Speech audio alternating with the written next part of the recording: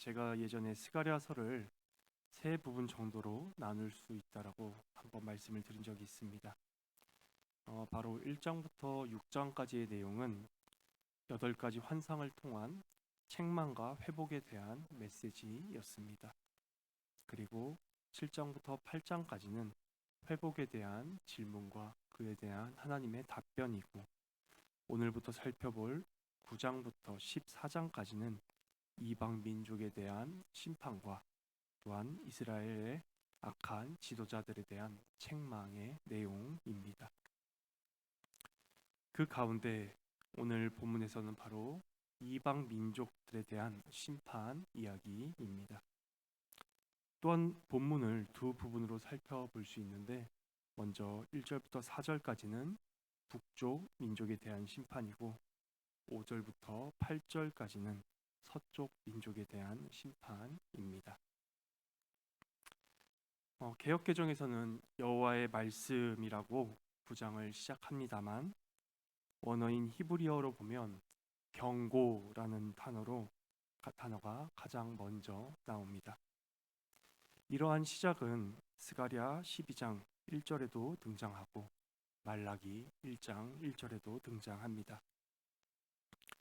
바로 이러한 강한 경고적 메시지이면서 또한 동시에 예언적 의미로 사용되었습니다. 먼저 북쪽 민족에 대한 심판의 메시지입니다. 1절부터 2절까지 총 5개의 도시가 언급됩니다. 바로 하드락과 다메섹과 하맛과 두로와 시돈입니다. 이 5 도시들은 이스라엘 지역에서 볼 때 오각형 형태로 위치해 있으며 이스라엘 북쪽 전체를 나타내려는 의도로 소개되었습니다. 이들과 이스라엘 모든 지파의 눈이 여호와를 바라본다고 합니다. 이러한 바라봄은 바로 하나님을 사모하거나 경외의 눈빛이 아니라 이방 민족들의 착취로 인한 이스라엘의 고통 때문에 눈물을 머금은 하나님께 향한 간절한 눈빛이었습니다. 두로는 지혜롭다고 2절에서 말하는데, 그 지혜가 긍정적 의미가 아니라 부정적 의미의 지혜입니다. 왜냐하면 3절에 군사적, 경제적 번영을 추구한 목적이 바로 자기 자신을 위해서라고 하나님께서 말씀하시기 때문입니다. 에스겔 27장과 에스겔 28장에 보면 두로의 지혜와 경제적 번영과 더불어 이에 대한 교만 때문에 받을 심판에 대한 메시지가 기록되어 있습니다. 또한 예수님께서도 마태복음 11장 21절과 22절에 이렇게 말씀하셨습니다. 화 있을진저 고라시나, 화 있을진저 벳세다야, 너희에게 행한 모든 권능을 두로와 시돈에서 행하였더라면 그들이 벌써 베옷을 입고 재에 앉아 회개하였으리라. 내가 너희에게 이르노니 심판날에 두로와 시돈이 너희보다 견디기 쉬우리라. 예수께서도 두로에게 그리고 시돈에게 행해질 심판에 대해서 이렇게 말씀하셨습니다. 또 3절에서 4절입니다. 5 도시 중에서 두로에 대해서만 하나님께서 언급하신 것은 바로 다른 도시들을 대표시키려는 그런 의도로 보입니다. 대표성으로 말씀하시기 때문에 다른 나머지 4개 도시들에게도 동일한 심판이 적용될 것입니다. 두로는 지혜를 사용해서 자신을 지키며 방어할 요새를 건축하였고, 항고 도시의 이점을 살려서 무역을 통해 은을 티끌같이 금을 진흙 더미같이 쌓을 정도로 부를 축적했습니다. 에스겔에 따르면 두로 왕은 지혜롭고 총명한 사람이며 무역을 통해 부를 많이 축적하고 금은을 창고에 많이 쌓아두었다라고 그렇게 말하고 있습니다. 하지만 4절에서 하나님께서는 직접 두로를 정복하시고 그 권세를 바다에 쳐 넣으실 것이라고 하십니다. 두로는 후에 실제로 알렉산더에 의해서 기원전 332년에 멸망당합니다. 하지만 이 예언은 두로의 파괴뿐만 아니라 미래에 있을 종말론적 심판에 대한 예언이기도 합니다. 왜냐하면 스가랴는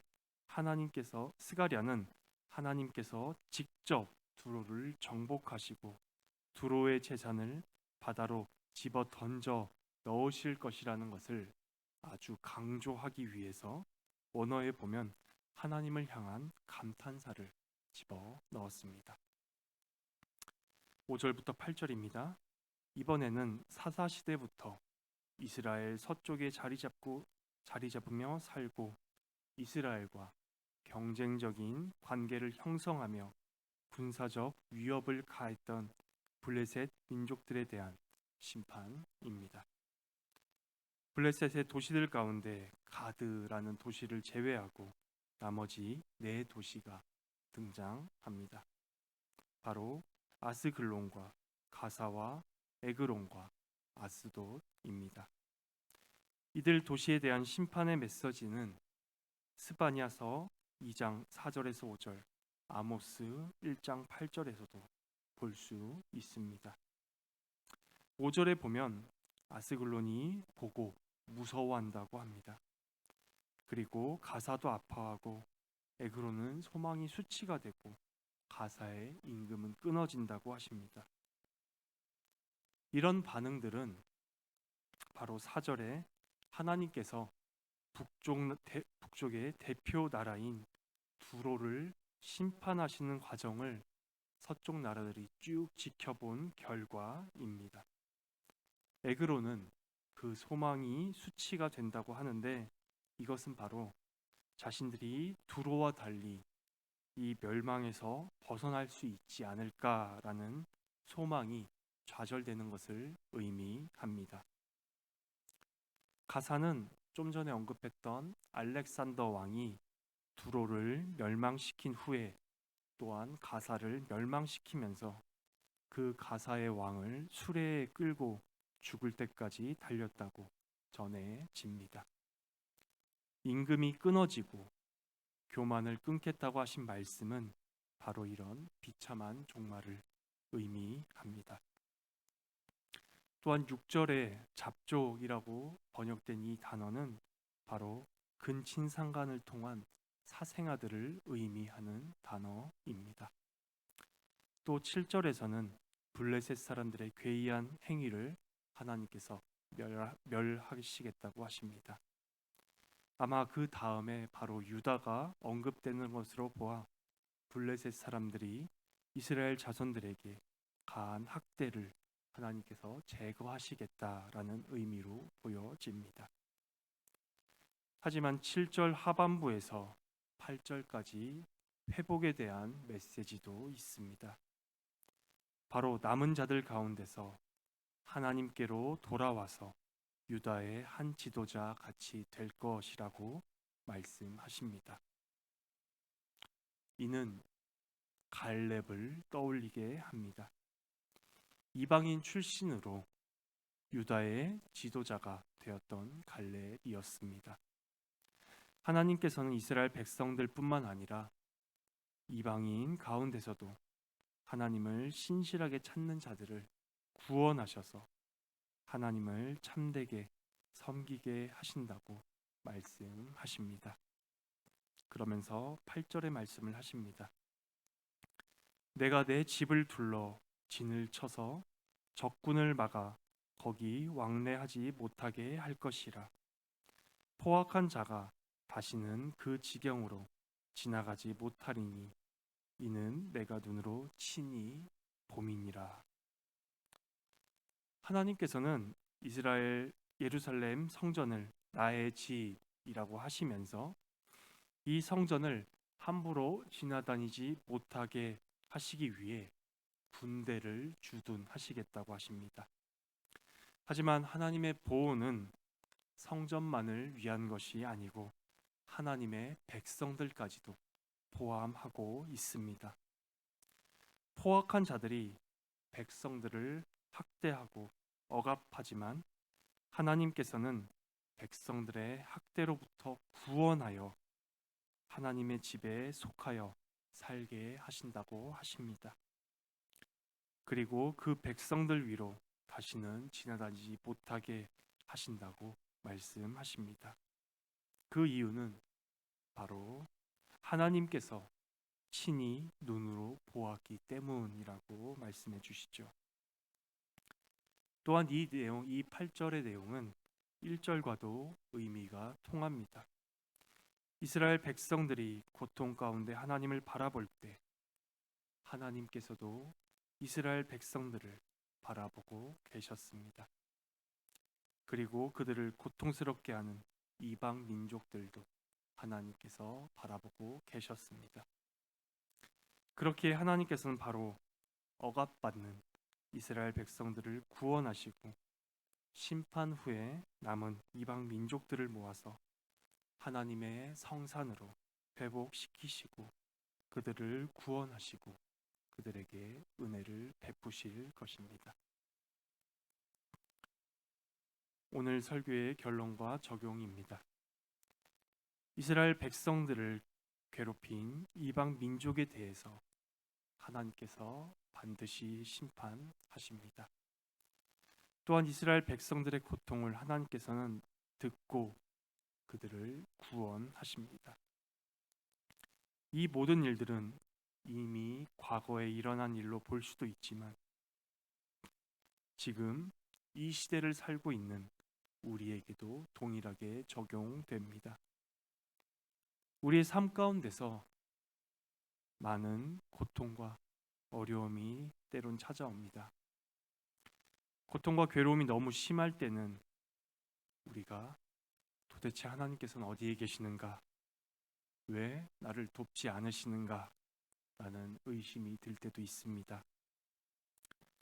저 역시도 큰 문제가 제 눈앞에 닥치면 저의 시야가 좁아져서 저에게 베푸신 많은 은혜들을 다 잊어버리고 오직 그 문제만 바라보는 그러한 성향이 있습니다.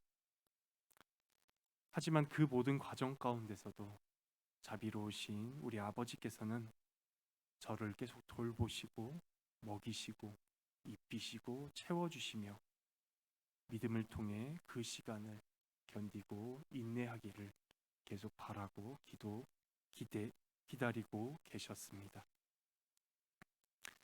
제가 어려움을 겪는 분들에게 무조건 믿음으로 견디라고 주입하거나 강압하는 것이 아닙니다. 저 역시도 어려움이 있을 때는 자주 넘어지곤 합니다. 하지만 하나님께서 여러분과 우리 모두에게 주신 큰 은혜 가운데 하나가 바로 성경입니다. 성경은 우리와 동떨어져서 멀리 있는 달나라 이야기가 결코 아닙니다. 우리보다 먼저 살았던 우리의 믿음의 선배들이 먼저 겪었던 여러 가지 이야기들입니다. 정말 너무 어렵고 힘들고 괴로울 때 욥기를 한번 펴서 보시는 건 어떨까 싶습니다. 욥이야말로 정말 아무런 이유 없이 고난과 고통의 시간을 보냈습니다. 자녀들은 다 죽고 아내는 욥을 저주하며 떠났고 재산도 다 잃고 건강도 잃고 오직 목숨만 붙어 있었습니다. 그 상황을 위로하러 온 친구들은 오히려 욥을 정죄합니다. 정말 최악의 상황이 아닐까 싶습니다.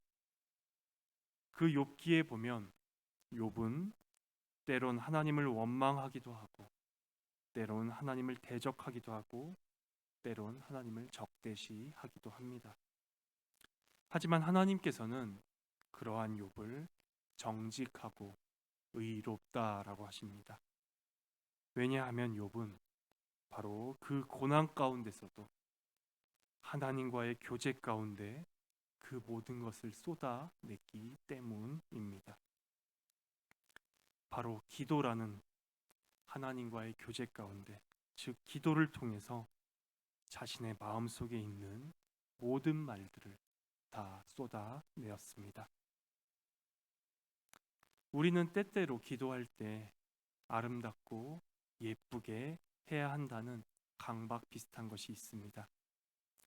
하지만 모든 것을 다 아시는 하나님 앞에 그 기도가 어떠한 의미일까요? 차라리 욥처럼 기도 가운데 하나님을 원망하기도 하고 대적하기도 하면서 솔직하고 진솔하게 모든 것을 다 쏟아낼 때 하나님께서는 저와 여러분, 우리 모두의 기도를 들으시고 응답하시며 위로도 하시고 우리와 함께 하실 것입니다. 또한 우리를 위해 기도하시는 분들이 계십니다. 로마서 8장 26절입니다. 이와 같이 성령도 우리의 연약함을 도우시나니 우리는 마땅히 기도할 바를 알지 못하나 오직 성령이 말할 수 없는 탄식으로 우리를 위하여 친히 간구하시느니라. 성령 하나님께서 우리를 위해 간구하십니다. 말할 수 없는 탄식으로 우리를 위해 친히 기도하신다고 하십니다. 언제 그렇게 성령께서 기도하시나요? 바로 우리가 기도할 바를 알지 못할 때입니다. 우리가 신앙생활을 잘하거나 아니면 교회를 열심히 섬길 때가 아니라 우리의 언어로, 우리의 말로 기도할 바를 알지 못할 때 우리의 연약함을 도우신다고 하십니다. 이 구절은 우리가 기도할 필요가 없다라는 구절이 아닙니다. 오히려 우리의 기도를 더욱 권면하고 독려하는 구절입니다. 바로 성령 하나님께서 우리의 기도를 도우신다는 의미이기도 하기 때문입니다. 우리의 마음 가운데 하나님께 기도해야겠다라는 생각은 바로 우리 속에서 나온 것이 아니라 우리 위에, 우리 안에 계시는 성령 하나님의 역사하심입니다. 그 생각과 그 마음이 드실 때 마음과 뜻과 힘을 다해 기도하시길 바랍니다. 바로 성령 하나님께서 우리에게 주신 선한 생각과 선한 마음이기 때문입니다. 또한 우리를 위해 성부 하나님 우편에서 지금도 우리를 위해 중보하고 계시는 예수 그리스도께서 계십니다. 그리스도께로 오십시오. 그리스도 안에서 성령 하나님의 역사하심 가운데 우리의 모든 괴로움과 어려움과 모든 것을 쏟아내는 우리 낙형교회가 되기를 간절히 소망합니다.